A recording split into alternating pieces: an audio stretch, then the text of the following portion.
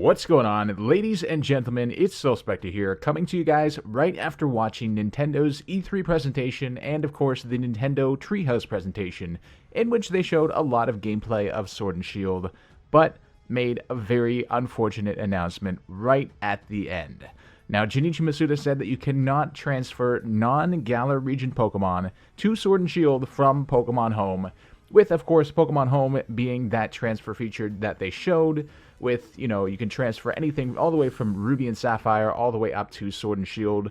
Looked like a very promising transfer feature after, we've had some difficulties with transferring in the past. And yeah, so it is standard for a Pokemon game to have a regional Pokédex, but apparently you can't transfer your Pokemon that are not in that Galar Region Pokédex, even in the post-game. So after you beat the game, you will not be able to transfer any Pokemon that are not in the Galar region itself. So essentially, you can't get any new Pokemon that you can't find in the game, which is, well, I got a lot of thoughts about that. But of course, in the face of this news, there has been huge debate.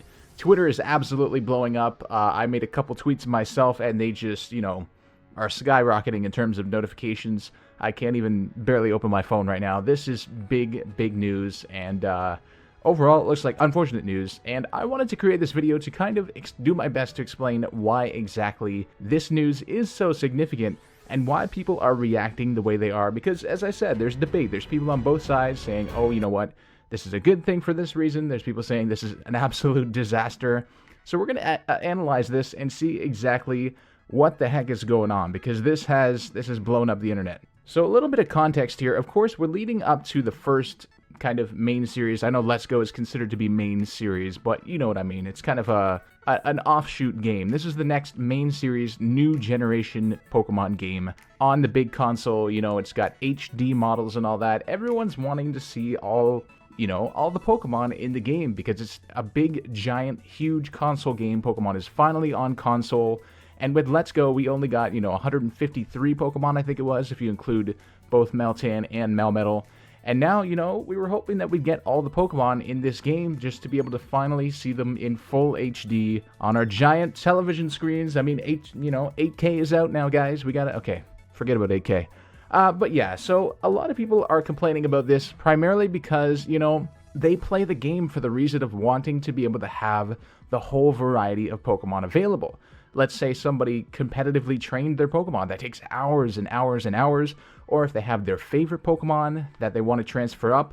Or if they have shiny Pokemon that they hunted for. I know some of my shiny hunts have lasted, 32 hours. It's a long time to be, doing shiny hunts. And it's also going to affect the metagame, of course. But these Pokemon that people have spent so much time on and, might be their favorites, we don't know if they're going to be in the game. And if they're not, that's not going to be a fun time. I'm thinking just, even just Hydreigon, for instance. If Hydreigon's not in the game, I know I got a shiny one, I got a competitive one, and if I'm not able to transfer that to this game, that is going to be super unfortunate. And that's just one example. Who knows how many are not going to be in this game? And that's where, I think a lot of the uproar comes from. We have no idea what is going on. And then, of course, there's the competitive metagame. If there's not all the Pokemon available, that means the competitive metagame is going to be a lot less dynamic. There's going to be a lot less choices that we can make. So, of course, many people are saying that this announcement has even ruined the games for them.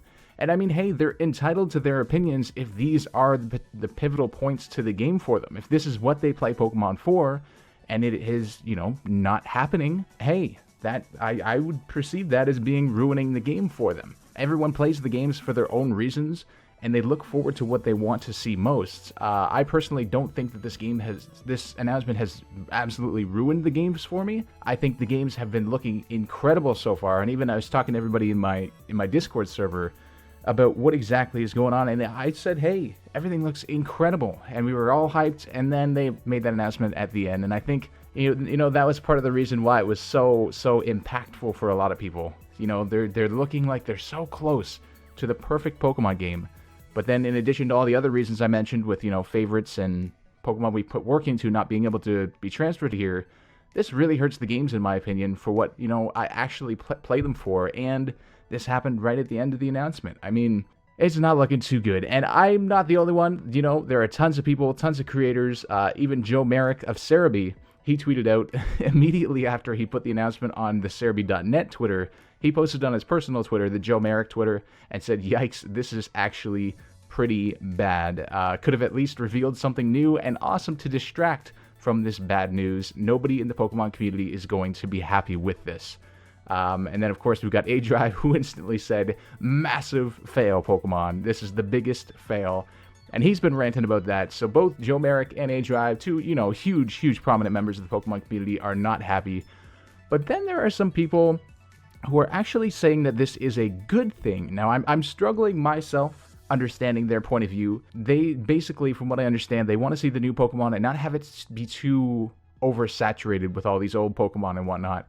And I understand that point of view, but it's kind of silly because in all Pokemon games that we've seen, there is a regional dex initially. So there might be a dex of, I think X and Y had 450 Pokemon total, which is just the regional dex. That's what you can find in that dex in that region, the Kalos region. But then after the game, after you beat the game, you can of course transfer any Pokemon you want, therefore expanding the dex to 700 and however many it was at the end of Gen 6. So I don't really understand. I really don't understand that point of view.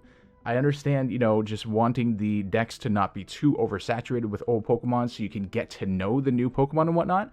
And sure, if Sword and Shield had, let's say 500 Pokemon in the Galar region, that's great. I'm happy with that. I'd love to find them. You get to meet the new Pokemon. You get to see some old familiar faces. But then after I beat the game, let me transfer my favorite Pokemon to the game.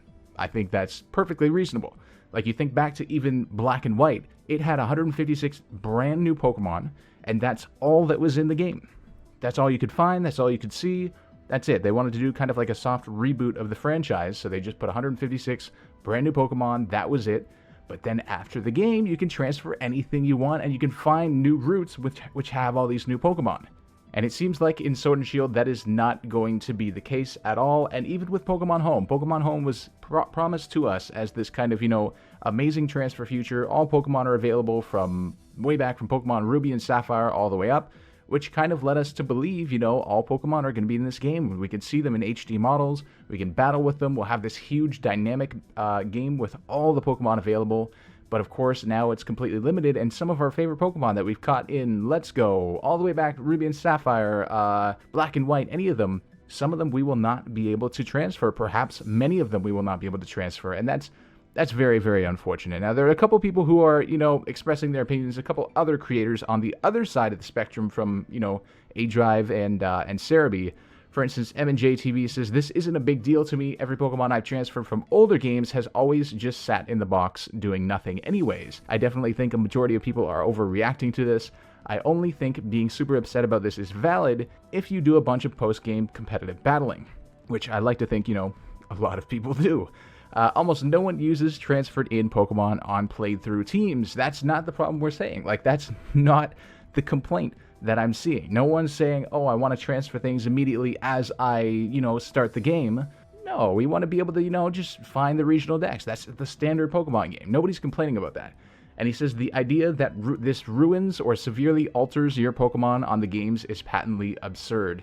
Your opinion on the games is patently absurd. I mean, who is he to say that? I mean, how are you able to dictate what I feel about the games? If this ruins the game for me, which, it doesn't, but if this ruins the game for someone because they're worried their favorite Pokemon isn't going to be in the game, they're entitled to that opinion. If they've worked so hard and they have their favorite Pokemon they want to use, if they want to be able to have a vast, diverse selection of Pokemon, if they want the Pokemon metagame to be, consistent and not just suddenly Pokemon have disappeared from the metagame, and that affects their opinion of the game, and they think the game is ruined in that regard, they have, they're entitled to that opinion. And then we've got Ace Trainer Liam coming in. He says, "This does suck. However, people are overreacting." And that he's quoting, the fans saying, "I was going to buy this game, but now that there's a small chance my favorite Pokemon can't be transferred to Gen 8, I'm not buying it.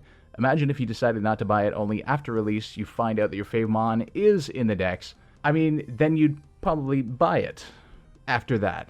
I'm not quite understanding this opinion here. Imagine if you decide not to buy it only to find out after release that your fave Pokemon is in the Dex, then you'd probably buy it because what you're looking for is in the game. But I could understand someone saying, "You know what, I'm not really feeling this game anymore." They're entitled to that opinion. That's the thing. They're completely entitled to that opinion. And it's not just one Pokemon, there's not just one Pokemon disappearing from the Dex, it's only what can be found in the Galar region is there. So there's going to be a lot of Pokemon that just strictly aren't available from past games, which, you know, the whole point of Pokemon is to be able to catch them all and transfer your Pokemon to the new games so that you can, you know, you have some sort of consistency.